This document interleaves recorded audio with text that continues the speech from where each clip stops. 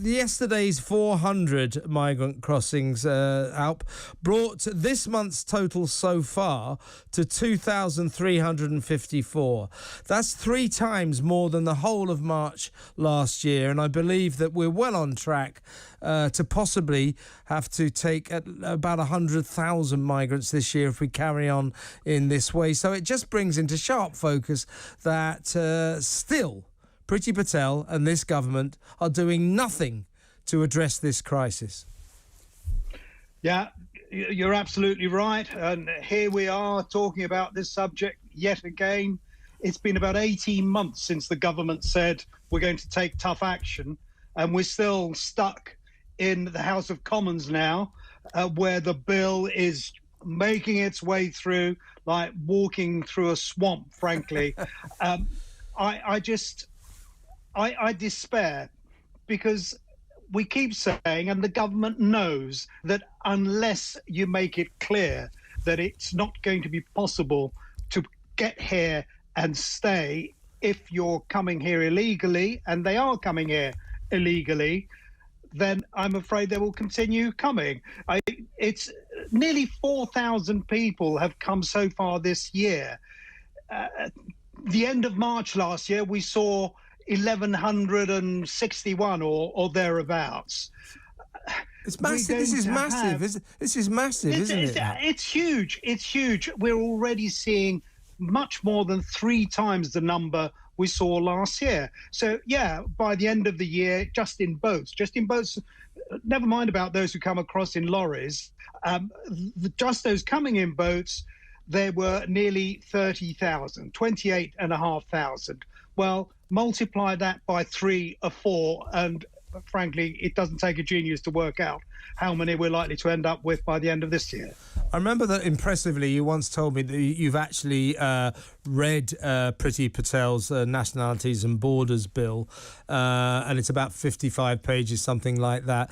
And you assessed that even when she does get this through, it won't, in your view, have a dramatic effect.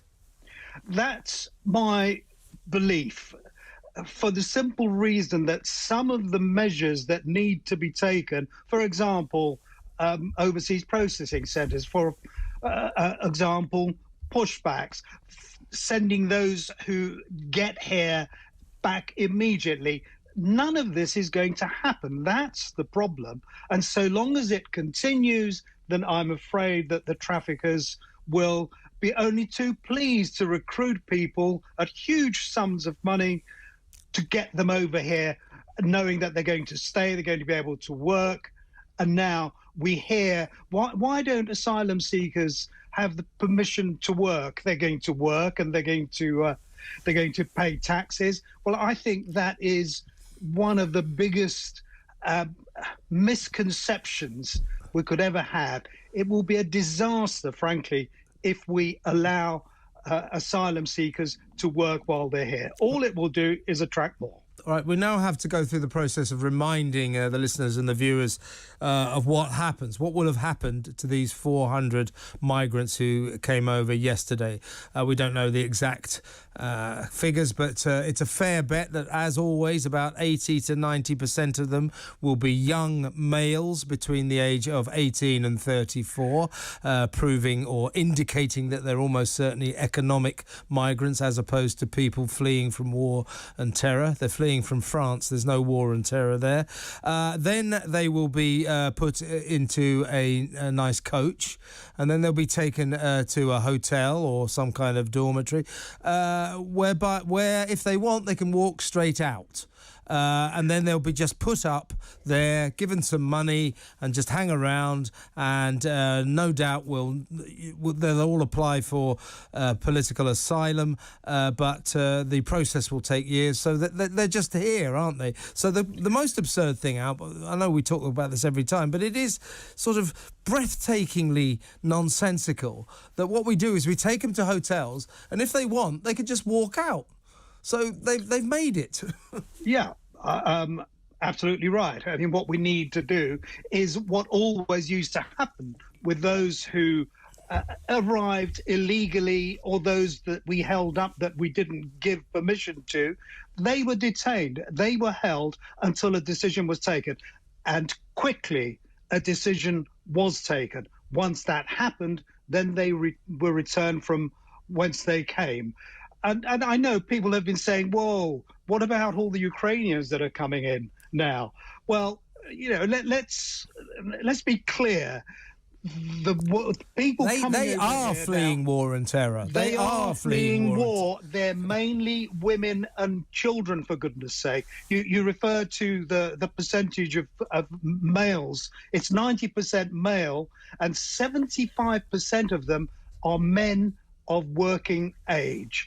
And working age means 18 to 40. So really, it's to me, it seems absolutely absurd that we are comparing people who are coming here having been in safe countries with those who are fleeing war, and would give their eye teeth to be able to go back to their country as soon as they can.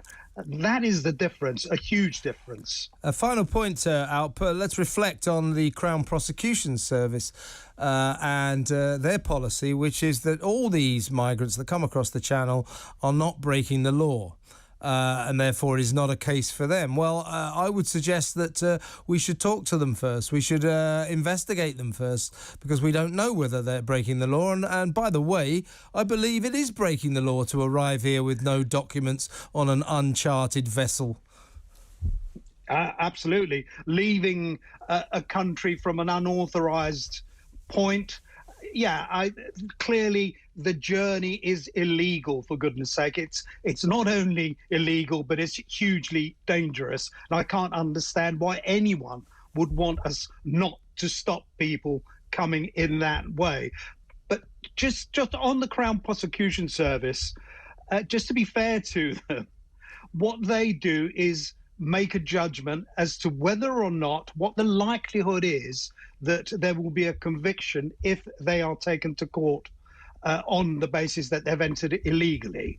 And the sad fact is that whenever this has happened in the past, back over many, many years, there are no circumstances, it seems, in which the court will find them guilty. So, you could argue, why waste time and money going through that process?